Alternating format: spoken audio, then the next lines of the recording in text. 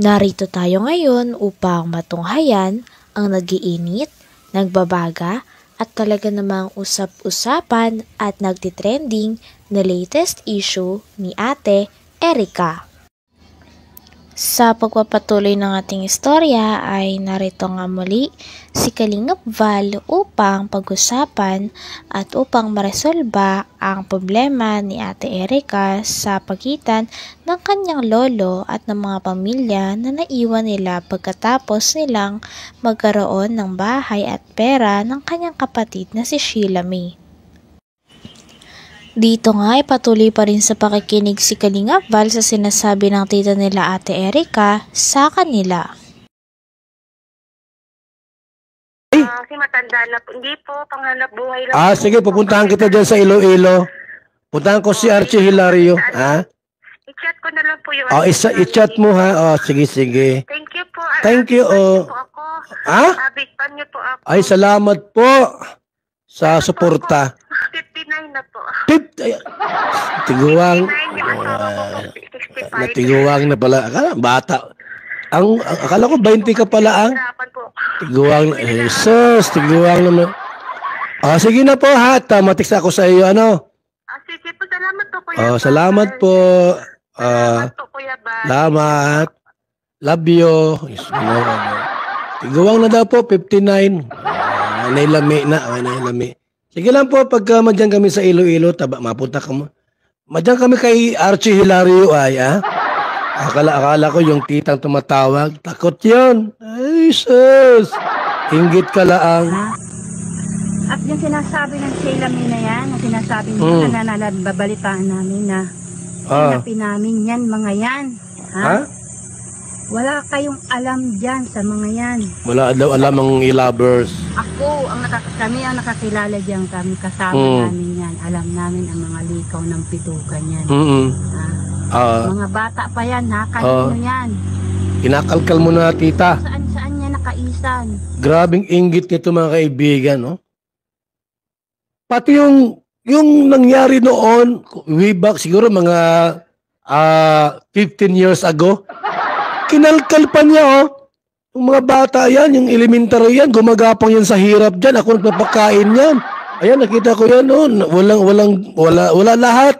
Walang panty, walang damit. Ako nagbibihis dyan. Kinakalkal mo. Hindi maganda yang inggit ka kasi ay. Dahil yung pamangkin mo, maitsura, ikaw wala. Sa akin. Mag-graduate yan ng grade 6. Sino ang nag-intindi dyan? Grabe naman. Sinusumbatan mo yung mga pamangkin mo? Bakit na? Hindi magandang ugali yan, di ba? Yung pamangkin mo yan Pamangkin ng anak ng kapatid mo. Online. Naka-live. Dito nga ay nagtataka si Kalingap Val dahil sariling tita ni Ate Erica at ni Sheila May ang naglalaglag sa kanila. Sabi nga ni Kalingap Val ay hindi ba dapat na ito pa ang maging unang kakampi nila Ate Erica, ang sarili nilang kadugo at ang sarili nilang tita? Kaya naman nagtataka si Kalingap Val kung bakit nilaglag talaga ng tita ni Ate Erica ang dalawa. Mga tao na ganun sila. Huwag naman ganyan, tita. Hindi magandang ugali yan. Bakit ka nagkagayaan, tita? Dapat kinakampihan mo sila. Pamangkin mo yan, ay. Gaano man kasama yung pamangkin mo, dapat kampihan mo. Inggit lang yan. Sapagkat may pira sila, kalahating milyon, ikaw wala.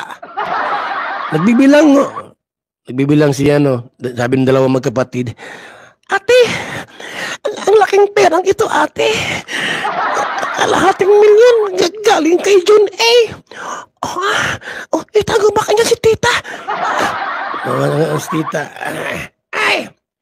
Nasaan si Sheila May? Ayan si tita. Sheila May! Nasaan kayo? Nalaman ko yung kalahating bayong ng pera dyan. Nasa inyo daw yung pera ni June A. Sheila May, andyan si tita. Huwag kang maingay. Marinig tayo. baka kunin yung kwarta, yung kahit baka yung 30,000 kunin yan. Tinatago nyo ay. Tuloy, nainggit. May itsura yung dalawa kalingap, may itsura. Hindi sila maganda. I'm sorry to say, hindi maganda si Erika at hindi rin maganda si Sheila May. May itsura lang po. Ang maganda po si Beyonce. Si Beyonce po ang maganda. Sexy na, may laman pa. Si Erika po, payat man yun. Payat yun mga kalinga. Maliit pa, mababa pa. Putot. 4'9" ang height ni Erika ay 4'9". Di ba tita no? 4'9" ba si Erika tita? Oo daw, 4'9" yan. Tapos payat. Hindi man maganda si Erika po, walang biro. May itsura lang si Erika. Pero hindi siya maganda. Ang maganda po, ining si Beyonce. Kaya napakaswerte ni Ido. Ido! Grabe ka, dandahan mo yan. Huwag mong bibigla-biglain pagka nagkatuluyan kayo, mong pirasahin yan. Dito nga ay parang kinukumpara muli ni Kalingap Val ang ganda ni Ate Erika sa ganda ni Ate Beyonce. Talagang masasabi nga ni Kalingap Val na si Ate Beyonce ay napaka-perpekto ng mukha at napakagandang dalaga. Sabi pa nga ni Kalingap Val dahil hindi lang daw talaga panlabas ang magandang kaanyuan ni Ate Beyonce. Ito din daw ay hanggang kalooban nito. Kaya nga ang boto talaga ni Kalingap Val ay na kay Ate Beyonce. Hindi daw katulad ng iba na masama ang ugali. Ido! Grabe ka, dandahan mo yan. Huwag mong bibigla-biglain pagka nagkatuluyan kayo, mong pirasahin yan at ako mga kalaban mo niyan. Luhay-luhay lang ha. Yung dahan-dahan ba na medyo yung haplos ay haplos ng pagmamahal. Maganda si Beyonce po, mga kalingap.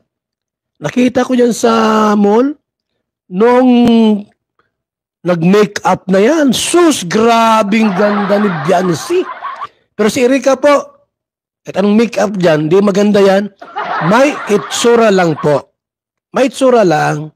Inainggit itong si tita niya ayo. Digatas ko pa yan. Oh, gigat. Anong sinasabi ninyong pang-aapian? Bigatas daw niya si Erika.